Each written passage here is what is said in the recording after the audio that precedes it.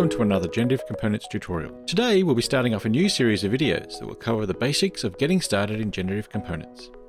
This series will cover the topics I wanted to know when I first opened the program, with some useful tips to demystify the platform. I'll be trying to keep the videos short and focus on a single point or a topic for that video. In this first session, I thought we'd go through an overview of the Generative Components interface and what things are called. This will help us in future sessions when we refer to things like the graph or the nodes. Generative Components is available at the time of this video as a companion to Open Buildings Designer, Open Roads, Open Rail and Open Bridge. And I'm approaching this as an architect. I'm going to be using Generative Components with Open Buildings. And Generative Components is available as an option when installing the product. With Open Buildings, here's the screen you see during install. Or you can click Modify and tick the box next to Generative Components and the install will be updated. Generative Components, or GC, is opened under its own icon or shortcut or in the app list. It is, however, really launching Open Buildings with the addition of Generative Components. If we look at the icon itself and the shortcut, you can see it is running Open Buildings Designer.exe with the tag -ws gc = 1. Loading GC will allow you to open any DGN file. However, it'll only work with 3D files. So the first step is to create a new file from a 3D seed file. And for this, I've used the delivered building template _nm designseed.dgn as my seed file. Now we have the program open, let's look around and see what's different from the standard Open Buildings interface. I've opened a file with some existing GC information or scripts just to be able to show you the interface, but generally this would be a file with no nodes or transactions, and we'll get into that shortly. So if we start at the top left corner, in the workflow dropdown, you can see there is standard Open Buildings workflow with one additional item called computational design. With the computational design workflow selected, you can see there are a few tabs. We've got Home, View, Model, and Help. So to give you a broad overview of what each tab contains, the Home tab has the most common GC tools covering placement, manipulation, modification, selection, and some attributes. Probably to describe the tools here are used when you want to interact with GC elements in the view, for example placing a point or moving it in the view. There are also some more advanced items like generate node type or functions, but we'll get into those in some later topics. The next tab is View and contains all the typical view settings you'll probably be familiar with any of the Bentley products. The Model tab is an expanded version of the primary tools available on the Home tab, but also includes some more advanced tools like the Packager and the Add-ins tool. The final tab is the Help tab, and as it says, provides you access to the help files.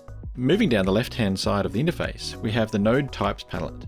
Nodes I would describe as the building blocks behind GC. They are divided up in Open Buildings into three categories. Geometry, for creating or placing general objects, for example creating circles, polygons, solids, placing text, or placing cells. The second section is specifically for Open Buildings, and this covers tools for building elements.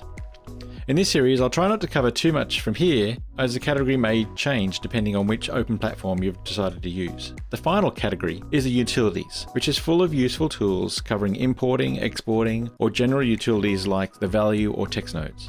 At the bottom of this palette, you'll see a couple of tabs. One is the node types, which we're on now, and the other is the transactions. This is a unique system, I believe, to GC, where you have a transaction list of the operations you've just completed. They can be rewound and played to update the model. One thing I should point out at this stage, this is the core of GC, and you should see this list populate every time you save a file. Now when you're first starting off, there is an icon at the top of this list that will auto-record every move you make, and this might be something you want to turn on when you're starting out. Unlike other Bentley products that will save everything you do, GC will only commit to this transaction list every time you click save, unless this icon is enabled. In the background, GC is saving a file with the extension .gct along with your DGN file. This contains all the transactions and is readable by any common text editor like Notepad if you want to have a look. And this is a great file to keep as a backup, and GC will also create backups of this file along the way. If for some reason you need to create a new DGN file, it is a simple process of using this GCT file to populate a new GC transaction list, and you're back in action.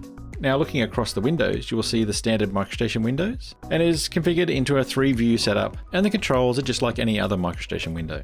Below this window is the graph view, and what you could call the visual scripting window. This displays all the nodes and the linking wires between them. I have just included a coordinate system and a point node to show you the interface. You can move the nodes around and you can see the linking wires moving with them. Now there are multiple ways of getting nodes into this window, but one would be clicking on the node types. So let's click back on the node types palette and let's see how we can place a node. And it couldn't be simpler. All we need to do is click on the node you would like and drag it into the graph window and release. This will be one of the primary ways we end up creating our GC graph. So that gives you the basics of the interface. And in the next video, we'll start with a fresh file and create some basic geometry, exploring the wide range of placement options available for each node. Thanks for watching, and I'll see you next time.